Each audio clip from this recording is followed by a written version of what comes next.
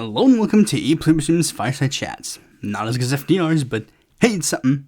Now, this episode comes out after another big bump in popularity, apparently.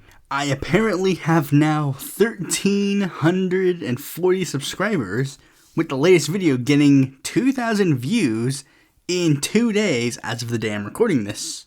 So I guess I'll take this brief moment to mention the fact that unfortunately, you ain't gonna be getting a lot of those as much because I'm currently working on a pretty big project that is focusing a lot of my attention at the moment. But you will get some stuff, and there's still plenty of stuff that you can go through if you want to get your niche tickled, especially if you're interested in the Mexican politics scene. I have a ton of videos on that. But anyways, let's move past that for now. Let's get right into the news. First, we're going to do some foreign news coming from the country of Bolivia. Now, Bolivia, if you haven't been paying attention to Bolivian politics, there's been a little bit of a fight that has been going on between former President Evo Morales and incumbent President Luis Arce. Both individuals come from the same party, Movement Towards Socialism, MAS IPSP. But, if you remember, during the 2019 election, Evo Morales won, then the opposition cried foul, which then led to him to leave the country, and new elections to happen, where Luis Arce ended up winning. Evo was very enthusiastic of Arce coming to terms and becoming president, but ever since he's been in office, there's been a lot of tension between Evo and Arce. Now, a lot of people have been trying to figure out exactly why there's tension between the two, but it seems like really it all boils down to the simple fact that Arce does not have Morales as a member of his inner circle, and he governs as his own person. Whether or not you agree on the notion that Arce is further to the right than Morales is a little bit of a contentious thing. I wouldn't necessarily call Arce further right necessarily. I guess under a technicality that's true, but it really is only because Morales is basically a borderline communist and Arce is just not as focused on certain issues. And this has led the party to have a little bit of a problem because some of them really just want to put Evo Morales back into the presidency. Meanwhile, others truly want the party to move past Evo Morales and move forward with Luis Arce. And things have been reaching ahead because Arce himself has officially called on many people within the MAS party to reform and restructure the party to, quote, make sure that it does not remain in the hands of a single person.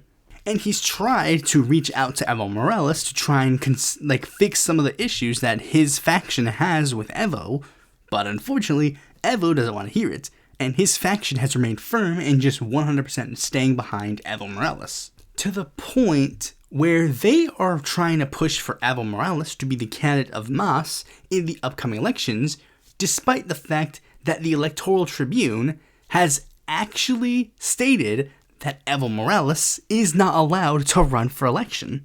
And I've tried my best to be conciliatory to Evo and try to understand the points that he's coming from, but then he just said something that really seemed to step over a line for me. It was in a tweet where he said, "The request by the members of the TSE to join the trial of responsibilities is the recognition of the current situation of defenselessness and submission towards the national government and the judicial branch. The country and the international community question how their decisions are changed by judicial rulings manipulated and promoted by the government, overriding legality and impartiality. Bolivia is experiencing a serious democratic risk where decisions are no longer made by voters, but by judges by political mandate." Now, for those of you who do not quite understand what Evo Morales is stating, Evo Morales is saying that the courts are stacked against him, that the government has put justices that will harm his electoral chances, and claiming it's rigged, the government controls the courts. Now, there's a reason why that's a little bit suspect. Because those are literally the same accusations that have been levied towards Evo Morales for years.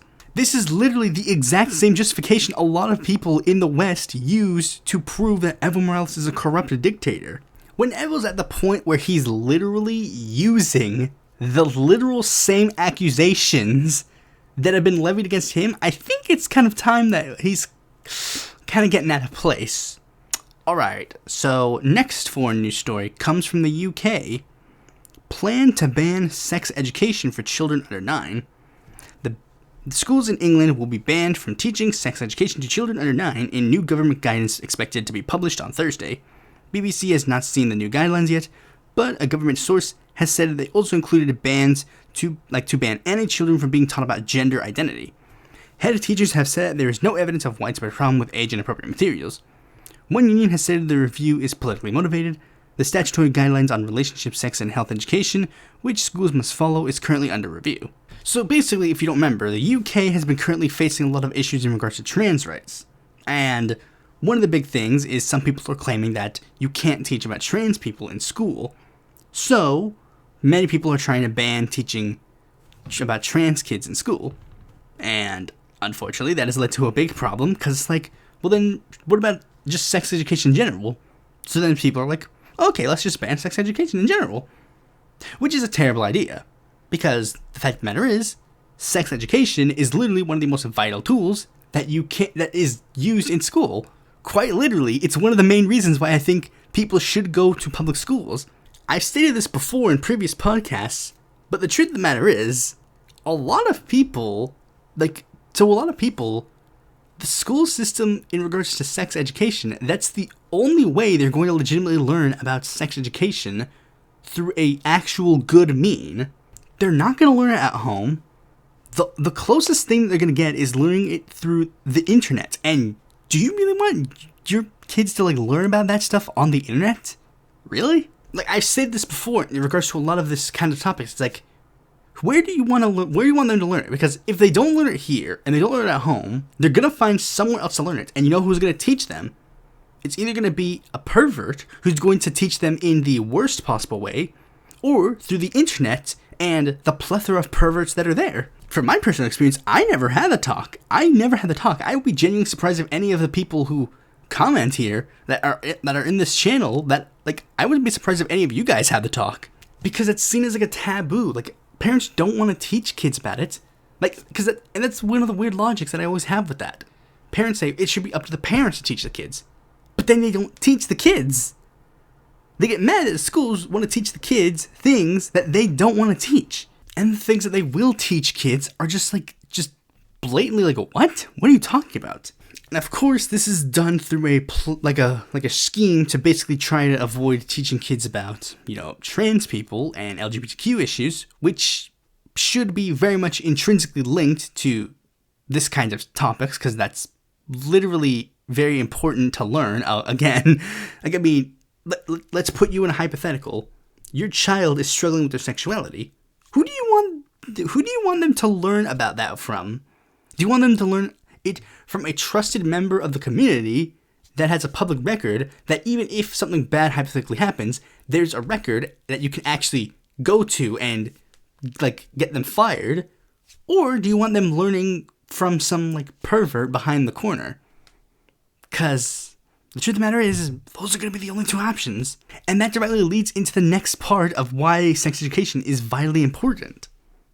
Because sex education literally teaches them if they're getting molested or not. That's a fact.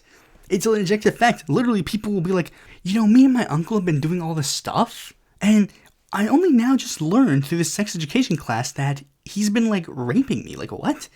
That's genuinely what a lot of people seem to have. They learn that they've been sexually harassed or molested because of the sex education programs that they went to school to learn about. And this stuff will hopefully be able to teach people to not do very bad things, because you'll be able to teach them about things like consent and other matters. I'm just saying, I don't see a net positive that comes from banning sex ed. Speaking of bans, let's move on to the United States, where the North Carolina Senate has approved a bill to make it a crime to wear a mask in public. Now, this bill it's basically reversing a law that happened after COVID. Because for those who don't know, a lot of states had laws that will ban people from wearing masks in public. And then when COVID happened, when they're being told to mask up, that led to a natural conflict of interest. So then they're like, okay, we're going to lift some of these restrictions. Now, the North Carolina Senate is like, okay, we're just going to revert back to these old rules. Now, basically, there are a lot of things that are a bit iffy with that.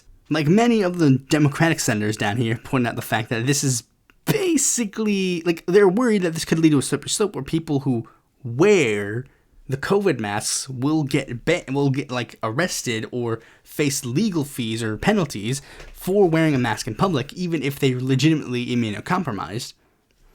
But Republicans have been trying to say no, that's not going to happen. And the only thing that can say that is even really okay, because from what they've said, from what has been seen, it doesn't seem like anybody was truly arrested or had faced any legal problems prior due to wearing medical masks.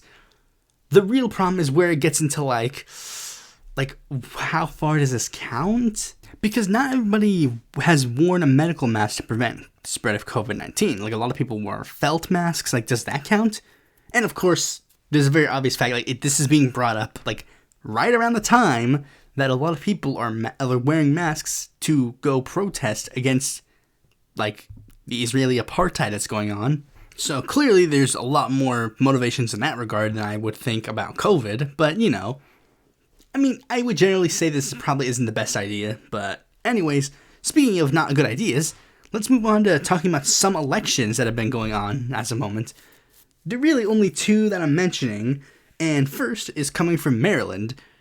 David Trone, for those who don't know, was a was a member of the United States House of Representatives who spent $60 million of his own money to run for Senate.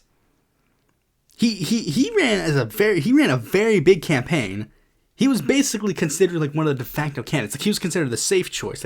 He was the white, moderate, normal guy who could take on Larry Hogan come the general election. He got endorsements from basically everybody in the Democratic caucus. He was literally regarded as one of the it almost seemed like his race was a done deal.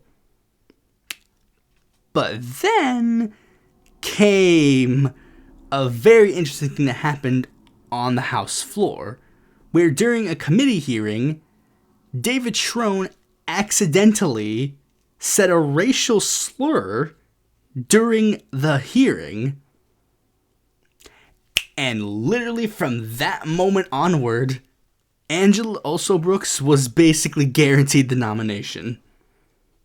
Literally a woman of color running against a guy who literally was caught on mic saying a racial slur.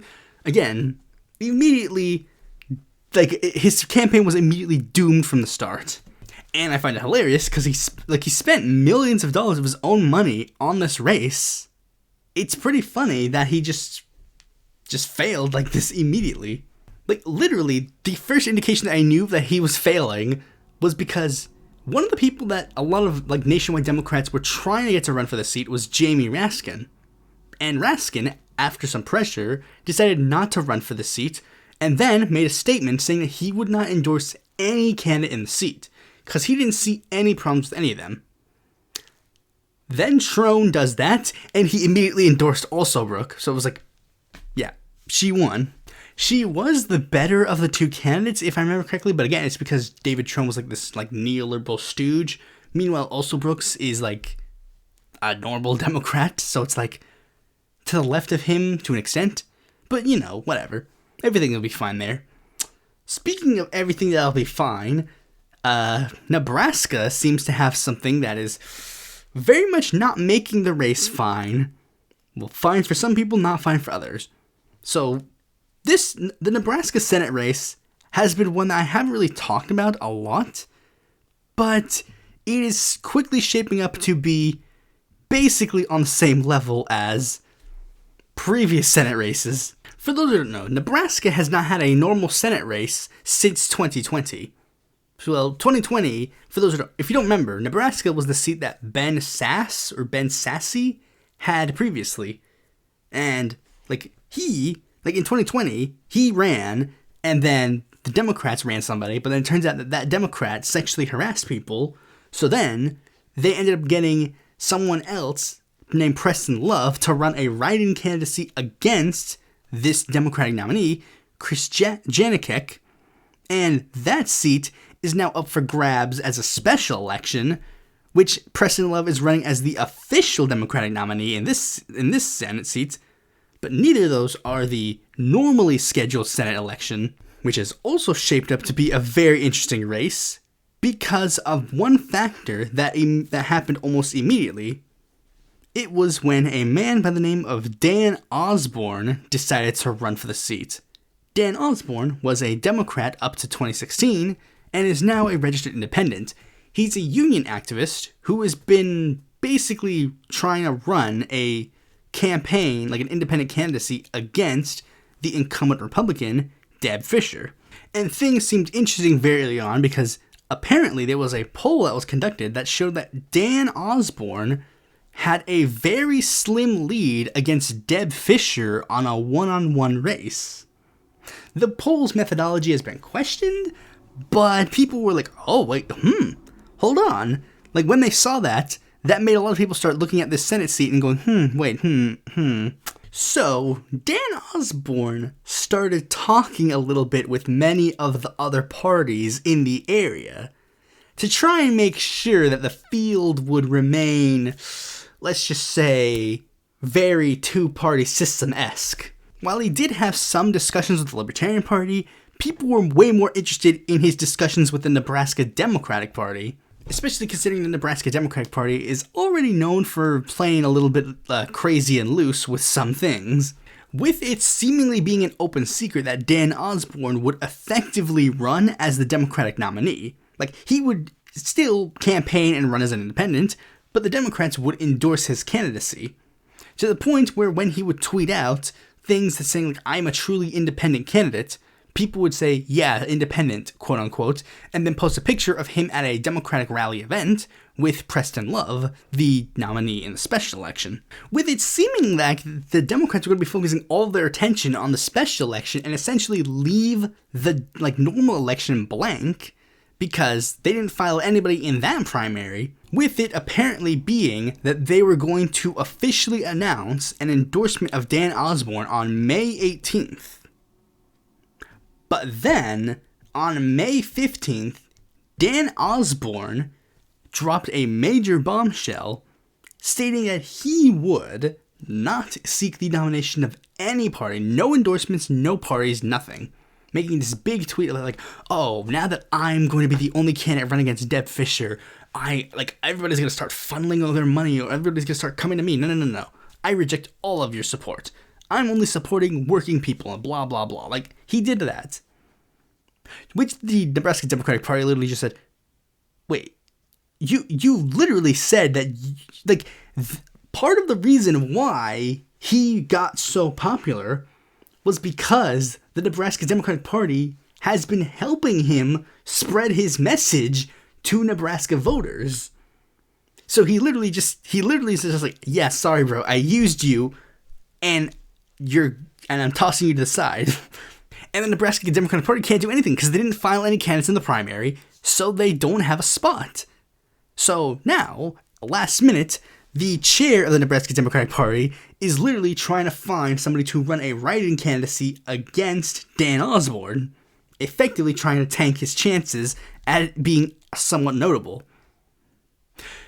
But the Democrats were not the only party that Osborn was getting involved with, because there is one more party that held a Senate primary that day. The Legal Marijuana Now Party, which is active in Minnesota and Nebraska.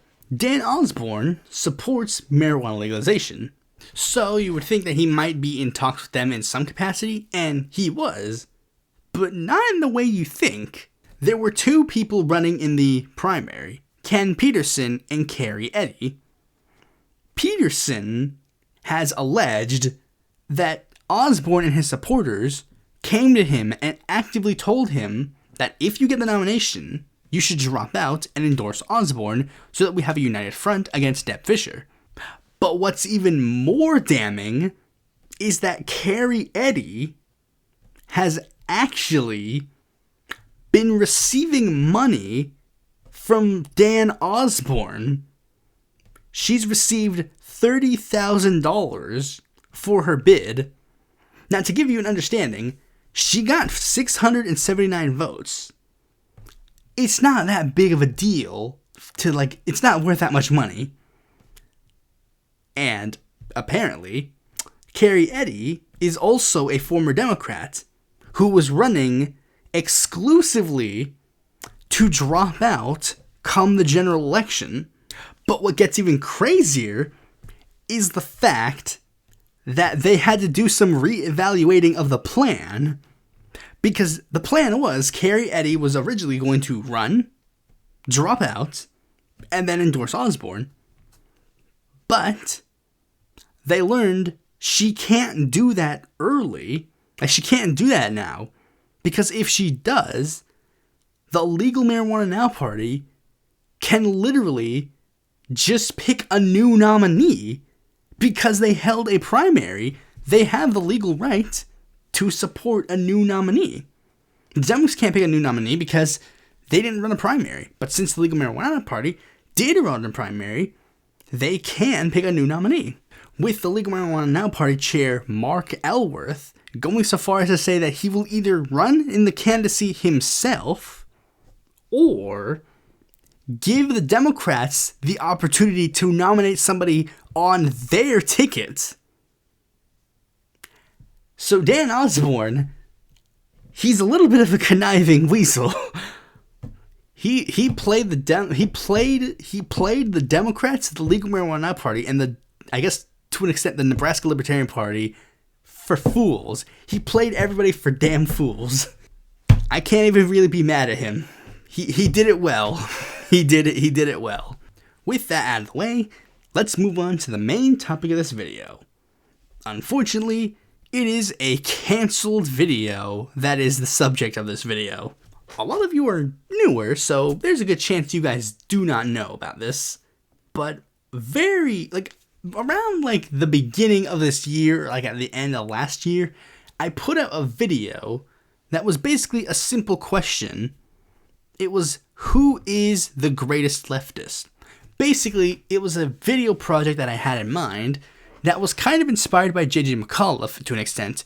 If you're a fan of J.J. McAuliffe, which, if you are, I mean, I'm sorry to hear you say that, but if you're a fan of J.J. McAuliffe, you may remember he did a series where he looked over some of the world, programs around the world that were the world's greatest, the greatest American or the greatest Canadian or the greatest Chinese person, the greatest Russian, and basically I wanted to do a similar subject but for leftists. Now, the way the show would work would be that they would just simply ask a ton of people, who do you think is the greatest? And my question was like that, who's the greatest leftist in the world? And here was the plan for the video. I was gonna the plan was I would release that video, I would ask people give me some suggestions, because I had some ideas of some people around the world that I was gonna put on the lists. But I wanted some input so that other people, because I knew there were some areas, especially certain areas around the world, I didn't necessarily know if I could include them. So I was okay, so I want other people to give some input. And it would culminate in a top 10 list, essentially, where I would go over 10 leftists that would be regarded as the best. But wait, I hear you ask. There aren't, how is this going to work? Well, the plan wasn't just going to be the 10 best leftists in the world, because I had a feeling that if I did that, then a lot of people would just kind of certain people would kind of be left on the wayside. Let's be real, it would be very centric to North America and Europe. Let's be real. So what I decided to do was I was going to divide it into sections, each based on a major continent. North America, South America, Asia, Africa, Europe, and Oceania. Sorry, Antarctica, you just don't make the cut. But wait, I hear you ask, that's not 10, that's 6. Well, I was also going to include a couple of sections around the world that would kind of be considered independent from those regions, like a subcontinent or like a region that literally just seemed like too differentiated from any of the other regions, that it wouldn't count. There was Russia / the USSR, the Indian subcontinent, and I was going to include the MENA region, Middle East, Northern Africa. But that was going to be just 9.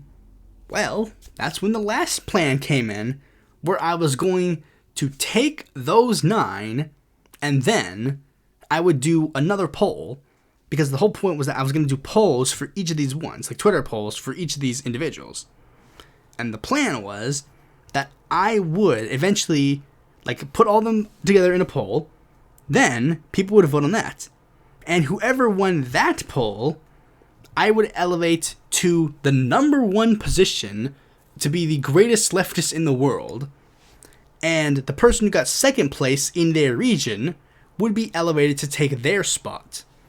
So, for example, let's just do a hypothetical. If I was doing like world's greatest liberals, if I was doing world's greatest liberals and then FDR won as world's greatest liberal, and then America's second place person was Joe Biden, then Biden would be considered the greatest leftist, greatest liberal in North America. But picture that, but for leftists. And yeah, that was going to be the plan. It was going to be like a process. It was going to be one that I think I was going to do. I guess essentially it would have, like, the video would have come out like at the beginning of next year or like at the end of this year. And it was a really nice idea. I liked the idea behind it. But very early on, I should have seen that there were a little bit of problems. Like, this was a good idea and I really liked it, but unfortunately, I canceled it. I canceled it for a while, but like, there were a lot of problems that I had with the series. First, I wasn't getting any suggestions. A lot of the people that ended up making it on the list were people that I put on the list individually, that I didn't get any input, because I wasn't really getting a lot of options. I was getting people who were listing people who already existed, like who I already put on the list, or people who were putting people on the list that just didn't count. Because I would get people who would literally comment like, oh, you should put this person as world's greatest leftist, and then they would put like a literal fascist. So it's like, no, that doesn't count. And then some people, one person, like listen to this, like one of the people that I included on the list because someone suggested it was fucking FDR, and I'm like, FDR doesn't count. He's a liberal, not a leftist. Like, and I stated, like, the rules were very simple. It needed to be a leftist. And as I put in the video, leftist is defined as a range of political ideologies that support and seek to achieve social equality and egalitarianism, often in opposition to social hierarchy. So I went so far as to say socialists, communists, anarchists, or any otherwise anti-capitalist figures. I went, okay, social democrats are a little bit debatable. We'd have to go on that on an individual basis, because there are some people who could be classified as social democrats and democratic socialists that, like, while others wouldn't be. Like, for example, like Edward Bernstein, the founder of social democracy, and by extension democratic socialism, is considered both the ideologies, because his ideology, reformist socialism, basically served as the bedrock of both of them. But he is not necessarily, like, would I consider someone like, because I think like the leader of the Liberal Democrats in the United Kingdom also considers himself a social democrat. Does he count? No, he does not, because he's not like a leftist by any means. He comes to his social democracy under very liberal perspectives. Some people would even go so far as to try and consider neoliberals as part of the left. I mean, really, what? Why? Like, there's some people literally, like, Twitter neoliberals, they'll be like, this person's part of the left. It's like, under what circumstances is this person a fucking leftist? Like, they like gay people. They're also extremely pro-capitalist. They're extremely imperialist. Literally, what's the difference? Like, we don't consider libertarians as part of the left. Why does this guy get to be considered part of the left? I even went so far as to say, like, I don't think progressive capitalists would count. But again, like, they said, hey, we should include FDR. Okay, I guess, since it was suggested, why not? And the second reason why it seemed like a bad idea was because of how I was going to do it. I was going to do it through Twitter polls. Now, the idea behind it is fine. Like, I was going to randomize the lists so that they would be included on Twitter polls. Usually 2 on 2, maybe 3 if it just happened to like be 3 people that needed to be on there. But it wasn't necessarily how, like the polls themselves. It was where they would end up that would be a little bit of an issue. And it would be because, like, the only way I could get these polls to be on a decent level to get people's attention, I'd have to tag the accounts lefty polls and communist polls on Twitter. And unfortunately, a lot of people that follow them are not good. In fact, a lot of people who follow them I wouldn't even necessarily count as leftists. Like, communist polls especially, because he's followed by a lot of people who are just flat out tankies that are just like, they literally like, yeah, we support the fucking, like, Holodomor. And yet those guys are going to be voting on who's the best leftist? Gee, I wonder if they're going to pick fucking Stalin. Which, again, it would be a little bit of a problem. Like, you know, it would inevitably lead to biases.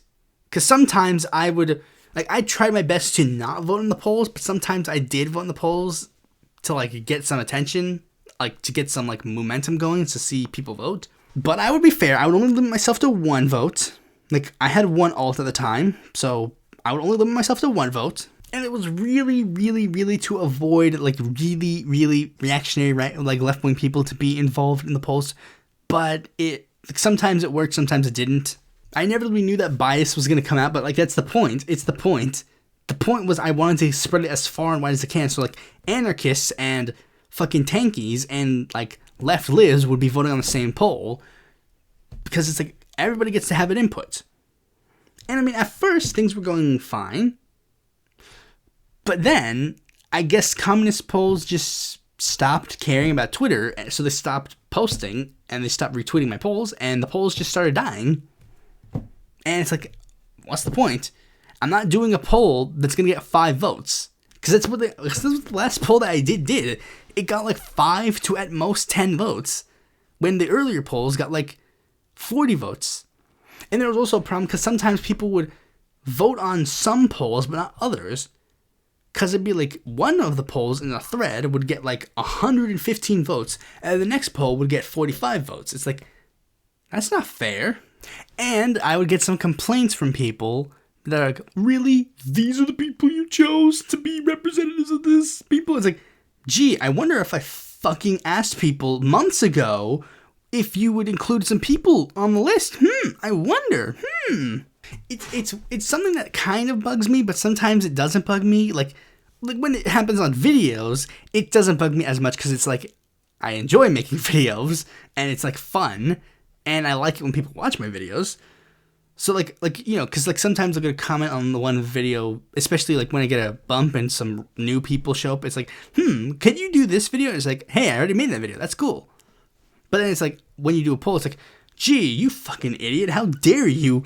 Why didn't you include this leftist figure? It's like, I wonder if maybe I made a video a couple of months ago, literally point blank asking everybody to submit leftist figures to be in this poll, and I tried it, and I got communist polls and lefty polls to like retweet the post. I think I tried to reach out to them to see if this project would work. They never responded. It was an idea that I was passionate about that no one else was. I mean, that stinks, but you just gotta live with it. That's why I'm not on Twitter anymore. It's like, what's the point? I really didn't have any passion for it. In fact, it wasn't the only video project that I was almost borderline quitting, but you know. That video's still coming out because I managed to get some load off on that. But anyways, this video I will do one more thing that I think would be interesting. Because I want to kind of go over the ones that I thought would have won. Like, I wanted to, like, because I personally wrote down some predictions that I thought were going to go. When I did the polls, I did kind of, like, structure them in a way that I thought they would be. Like, I thought, like, they would be like, this person would be the winner, this person would be the winner, this person would be the winner of this region, this person would be the winner of this region, blah, blah, blah. And then, ultimately, I would figure out, like, who I thought would be the winner at the end, but I didn't end up getting to that point, but, you know, whatever. The point was I was going to go through each region randomized, and then through each individual randomized. Okay, so, only 2 regions managed to get completed during this poll. And we started on another region, but it didn't end up panning out, so I didn't end up, like, keeping the total. Okay, so The first region I think I did Russia / the USSR first, because that's where the list ended up. Now, I kind of knew that the winner was going to be someone let's just be real. We all know who the winner is. It's Lenin. Lenin won, and I predicted that Lenin was going to win in that region. It was pretty obvious that was going to happen. Now, if I remember correctly, I think Stalin actually lost rather early on, or at least mid-range. I don't necessarily remember, but I did think that he would be higher, but I was surprised that he wasn't as high as much. No. I think he did manage to pull through. I think I'm thinking of the next one. The next region is also rather obvious. South America. Gee, I wonder who won that one. There were some surprises. I was actually surprised that Maduro and Chavez did not make it as far as I thought they would. Maduro was eliminated, I think, rather early on, and Chavez, he was very close to making it to the end, but then he surprisingly lost, and I was like, what? But we also shouldn't be surprised on who won. It's Che. Of course Che won. That was pretty unsurprising. And the only other one that we managed to even touch was the MENA region. Now, this is the first one where my prediction was actually wrong. You see, I honestly thought, because there was one figure that I really didn't want to include, and I did my best to avoid certain figures. Like, I didn't want to include the Assads, but I had to include them. It wouldn't be fair if I didn't include them. And there was one more figure that I genuinely did not want to include, but again, I didn't feel like I had a choice. And that person is Gaddafi, who I 100% thought was going to win. But very surprisingly, he lost. In the short round that we did, he lost. So if the race went on, I would have probably moved my prediction to Nasser. Probably Nasser. Nasser probably would have won. But again, I don't necessarily know. The region that I put above them on this actual list is India. Now, I didn't think there were that many Indian political figures. I think the only political figure from India that was actually somewhat notable was CLR James, but I included him in the South American one because he was more closely related to Latin American left-wing movements than left-wing movements in India. So I kind of played it safe and just put Nehru as my prediction for the winner of that one, even though I don't know if he would have won on that regard, especially considering the crowd they're going to. I don't know. Europe is one that I very much included a lot of people on, and the one that I very much expected to win was Karl Marx. Again, I think that one is kind of a given, to be honest. I think a collab partner, Sunflower Socialist, will probably get mad at me because I didn't include a lot of Irish figures. I think the only one that I included is James Connolly, and no, I included Michael Collins there too. But I think those are the only ones that I included because I don't know much about the Irish political scene, especially revolutionary, IRA style, politics, aside from some folk songs that I've heard. Asia didn't have that many people, and I expected Mao to win. I put Deng Xiaoping under him because I had a sneaky suspicion that he would pull through in some capacity. Very unfortunately. Africa didn't have that many people, very unfortunately. I was really hoping for Africa, India, and another region to get a lot of help from a lot of people from around the world, but unfortunately, those people didn't end up showing up. So, only 10 people got included on the list, and one of them I don't even necessarily think counts as a left-winger. It's Peter Obi, who is a member of the Liberal Party, but, whatever. Now, this one, I kind of had a suspicion that it might be there were 3 people that I thought could actually win. On the bottom, I thought Nyerere could win, Julius Nyerere, but I personally think it would be, either Mandela, but again, given the crowd that this would be appealing to, that would have been voting, I would have guessed Sankara would have won. Thomas Sankara, the leader of, dang it, I forget the country's name. Fuck. Like, if you've seen Foch, you see he's ranked as, like, the most based revolutionary. North America is one that I very much had high hopes. And I even learned some things about this one, because I included the two Guatemalan left-wing leaders, but then I included them in the South American one, but then I included them in this one because I was like, oh, I learned that Central America is technically more considered North America than South America, so technically they would count there. Okay, so, but the one who I thought was gonna win would have been Eugene Debs. Honestly, I think Eugene Debs was a little bit surprising to me to think that he would win, that I would expect him to win, but I think he has enough wiggle room that the revolutionary leftists and communists might even be so far as to say that they like him, even though at the time all the revolutionary leftists and communists were doing the same thing that they say about AOC and other people in that regard. But, you know, whatever. But the one nation, the one continent, the one region around the world that I very much desperately needed help on, so much so, I so much needed help, was the Oceania region. Like, I literally have it written down. I don't know who will win.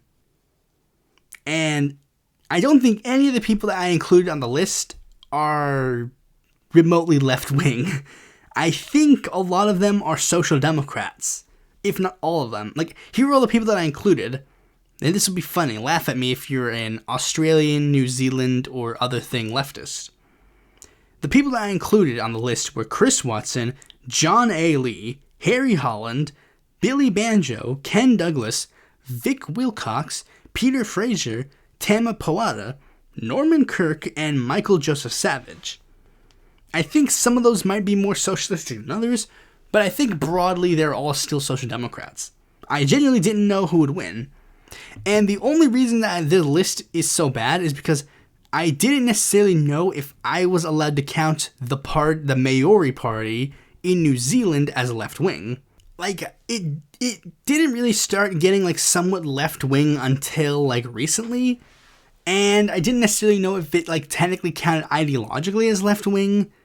But due to that, I just couldn't include anybody. If I was able to include the Maori party, I think the Maori party would have won. Like, especially, like, the Waititi guy. But since I didn't include them, I don't think they get to count.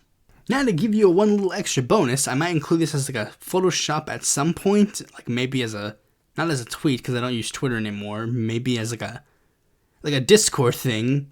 I'm gonna post that. I might include, like, a freaking, like, section on Discord where I literally just post event stuff or whatever.